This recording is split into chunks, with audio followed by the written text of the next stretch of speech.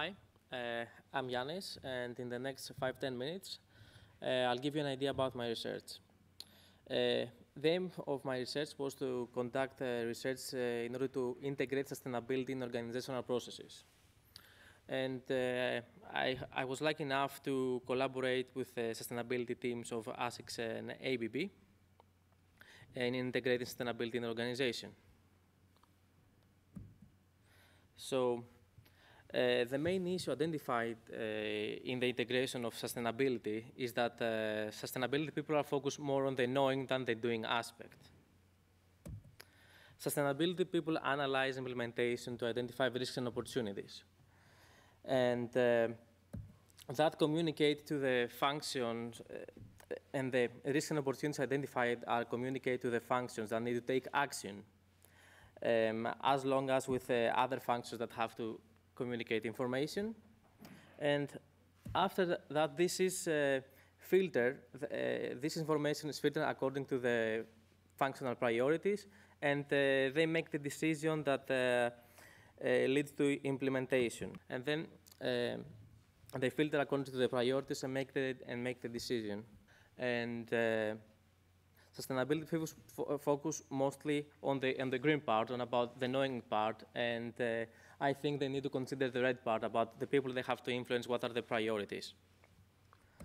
So I wanted to search further in the literature about the gaps of the sustainability function. So I found that many companies don't have they are not well organized at the level of organizational processes. And this is backed by this graph that analyze the actions taken at 140 companies. The data were collected from PwC. And it seems that companies are taking action at the strategy level and the operations level. And we see that there are no actions at the organizational level. And this study is more than 10 years old. But PwC did another study in 2014 on 1,300 companies. And they mentioned that on sustainability, a business is not well equipped to change. And also this study was backed also from other surveys of McKinsey. And one of them was mentioning that there are some companies that they have actions at the strategy level and the operations level that they are not linked. And so I'll search further on the organizational structure. And as we all know, sustainability is a supportive function and belongs to the actions that they do, they belong to the organizational level. And according to the literature, there is a philosophical gap between business and sustainability. And we just analyzed in this table about the difference of sustainable development and business development, because sustainability focus on future generations and business on stakeholders. The orientation is on the life cycle and on business on deliverables.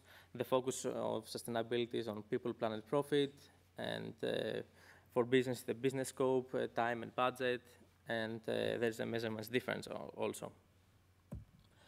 So no more gaps after the slides. It's now about the 3 sustainability objectives that I've identified at the organizational level, and I'm going to focus on that. At the technocratic part, we have the sustainability assessment part that relates to the knowing part. Then we have at the integration management part that relates to information, the doing part. And last and most important for me is the continuous improvement that is focusing on bridging the gap. This is a cyclic process which gradually increasing complexity as sustainability knowledge and processes become more advanced. So, sorry for this complex graph. So on sustainability analysis part, we have lots of information. There is information diversity. And I just want to show this to show you the diversity of information. There are different levels of focusing on the life cycle of a product. And there are the value chain processes, and then the relation of the processes with the location, the product, and then we have the costing, the environmental, and the social aspects. At the moment, we don't consider all this information, but consider how much information we're considering 10 years ago, how much today, and who knows how many information we will consider in the next 10 years. So sustainability and assessment is a dynamic process, and it is continuing developing. So the sustainability function, through time, will have to integrate more and more information. So the integration management has two characteristics: the information flow complexity and the information cycle. Here I'll try to build the sequence. So the starting point that I'm beginning here is the value chain. So a value chain provides data. Then that provides information and knowledge to the sustainability function with a yellow color. Then the sustainability people get some strategic direction when they communicate to the strategy level what they have found.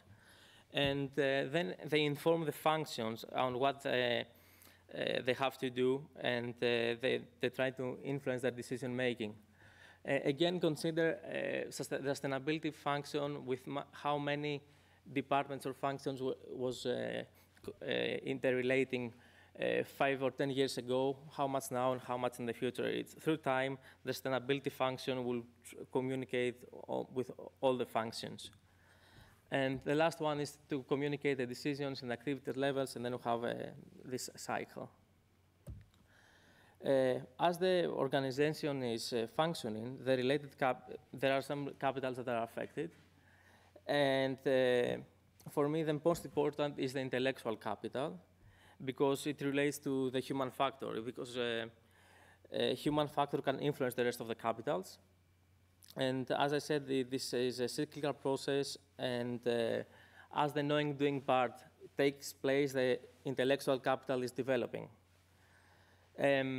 Sustainability-related intellectual capital, I'm particularly interested in that, and here I have pointed two stars, the white and the blue one. As the cycle is, we have the organizational functioning, the intellectual capital level at the white and the red star is not the same.